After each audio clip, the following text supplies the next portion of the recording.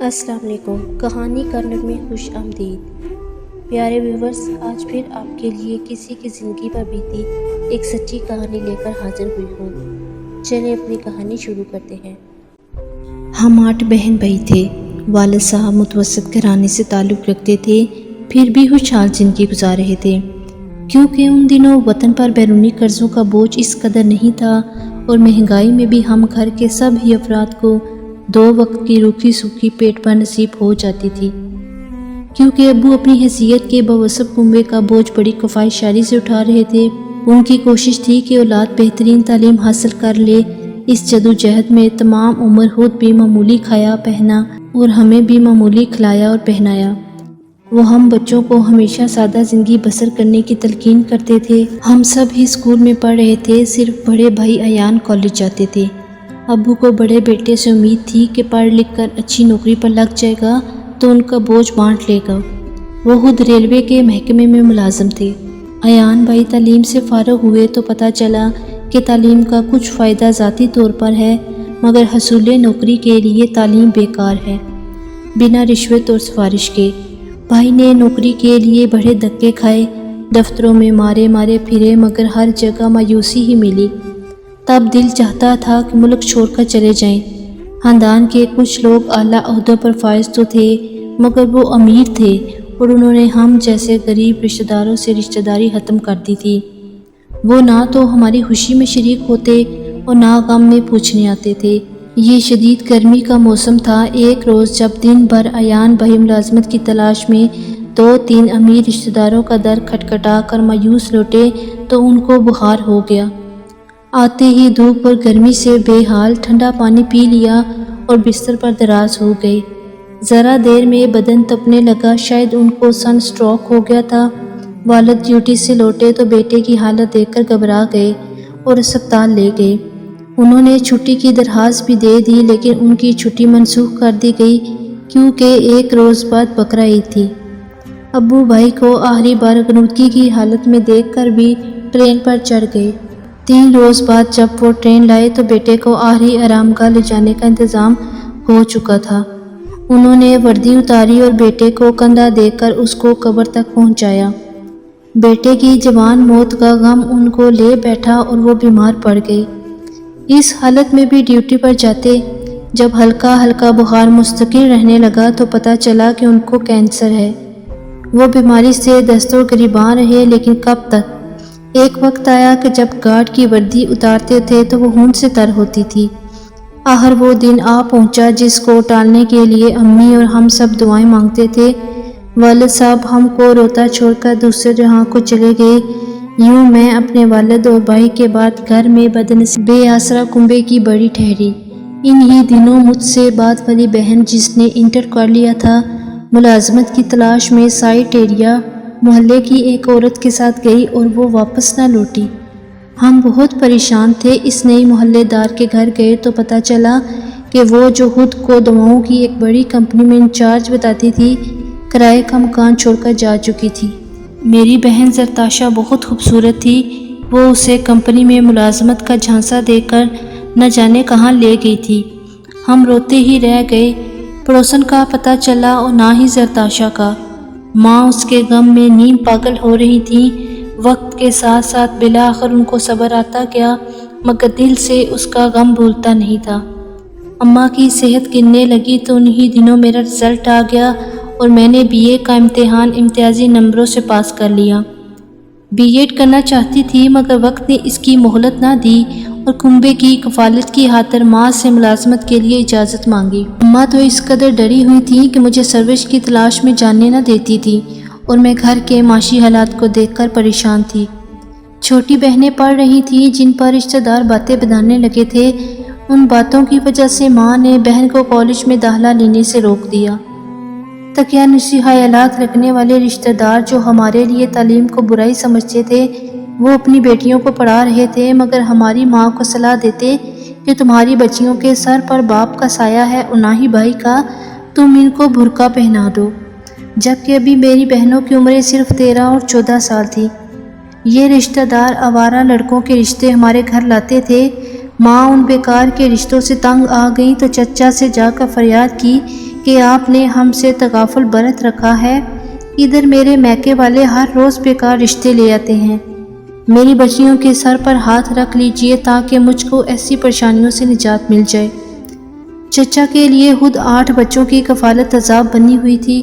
ان کا بڑا بیٹا ابھی میٹرک میں تھا۔ وہ آگے پڑھنا چاہتا تھا مگر چچا اسے کالج کی تعلیم نہیں دلا سکتے تھے۔ انہوں نے کہا، بھابھی میری ملازمت ایسی ہے کہ ایک دن گھر تو 2 دن باہر رہنا پڑتا ہے۔ میں آپ کے کنبے کی دیکھ بھال نہیں کر سکتا۔ میرا لڑکا جلیل آپ کا ہی بیٹا ہے، اس کو آپ اپنے ساتھ لے جائیے اور اپنا بیٹا بنا کر اپنے ساتھ رکھ لیں۔ میں بھی کبھی کبھار آتا جاتا رہوں گا تو آپ کے رشتہ دار آپ کو آزار نہیں پہنچائیں گے۔ یوں چچا زاد جلیل ہمارے گھر آ گیا اور ماں نے اسے اپنے مرحوم بیٹے مبارک بھائی کا نمبر بدل بنا لیا۔ ان دنوں جلیل ہمارے مسائل میں دلچسپی لیتا تھا، ہمدردی بھی کرتا تھا، ماں کا وہ خاص خیال رکھتا، ان کو تائی کی جگہ امی جان بلاتا۔ والدہ نے اسے کالج میں داخلہ کرا دیا۔ جلیل کے ہمارے گھر پر رہنے سے ہمارے رشتے کے ماموں، خالہ وغیرہ نے آئے دن آنا جانا بند کر دیا۔ چچا زاد کی وجہ سے ان کی یلغار تھم گئی، گویا جلیل کا قیام ہمارے لیے سکون کا باعث بنا۔ امی بھی پرسکون ہو گئی۔ ایک تو چھوٹے چھوٹے گھریلو مسائل، بجلی گیس وغیرہ کا بل بھرنا، سودا سلف لانا، دوسرے غلط قسم کے محلے دار لڑکوں کا ہماری دکان کے سامنے سے بلا وجہ گزرنا اور چوکڑی بنا کر بیٹھنا بھی بند ہو گیا، کیونکہ بھائی جیسا نوجوان دن رات ہمارے گھر میں قیام رکھتا تھا، سب ہی کو معلوم تھا کہ یہ ہمارا چچا زاد ہے۔ ان ہی دنوں خوش قسمتی سے میری ملازمت ہو گئی اور میں قریبی اسکول پڑھانے لگی۔ گزر بسر بہتر ہو گئی تو ماں کو اور سکون ملا۔ جلیل کی تعلیم کا خرچہ میں ٹیوشن پڑھا کر پورا کرنے لگی۔ 2 سال بعد اس نے امی سے کہا کہ وہ میری منگنی اس کے ساتھ کر دیں۔ والدہ بولی، بیٹے تم پہلے تعلیم مکمل کر لو اور نوکری پر لگ جاؤ تو میں تمہاری منگنی منورہ سے کر دوں گی۔ 6 سال تک جلیل ہمارے ساتھ رہا، وہ پڑھتا رہا اور میں اس کی تعلیم کا خرچہ اٹھاتی رہی۔ اس عرصے میں اس نے بھی ہم لوگوں کا بہت خیال رکھا، امی کو سکھ دیا۔ میری والدہ بھی اس کے لاڈ ایک ماں کی طرح اٹھاتی رہیں، سب سے کہتی کہ میرا بیٹا مرا نہیں، جلیل کی صورت میں پھر سے زندہ ہو گیا ہے۔ جلیل بھی قسمیں کھاتا تھا کہ منورہ میری امانت ہے، نوکری ملتے ہی اس کو اپنا لوں گا اور آپ لوگوں سے کبھی جدا نہیں ہوں گا، کیونکہ آپ اکیلے ہیں اور آپ کو میری ضرورت ہے۔ امی نے اپنے زیور بھی جلیل کی بھاری فیسوں کی نظر کر دیے مگر ہم نے ملال نہ کیا۔ امی کی تھوڑی بہت زمین تھی، وہ بھی جلیل پر لگا دی کہ یہ میرا بیٹا ہے، اسی کو میرے گھر کا انتظام سنبھالنا ہے اور آگے میری بچیوں کی شادیاں بھی اسی نے کرنی ہیں۔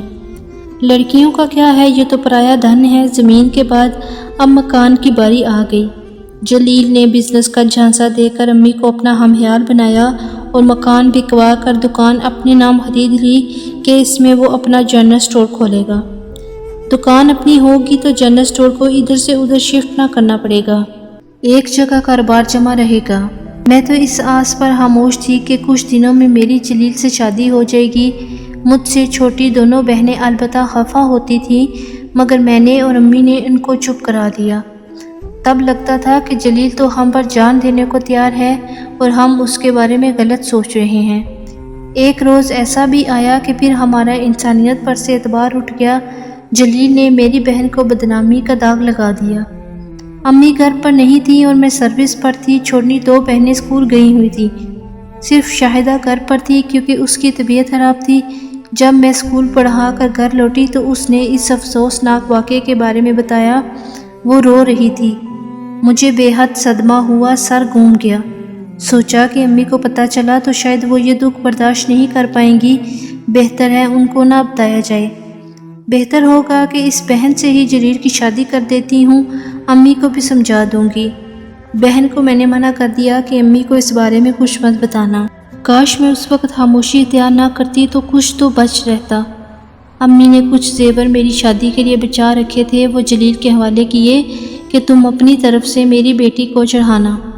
انہوں نے جہیز کے جوڑوں کے ساتھ میری بری کے جوڑے بھی بنائے کہ یہ بھی دولہا کی طرف سے ہوں گے، مگر میں نے کہہ دیا کہ مجھے جلیل سے شادی نہیں کرنی کیونکہ یہ عمر میں مجھ سے 3-4 سال چھوٹا ہے، یہ شاہدہ کے لیے موضوع رہے گا۔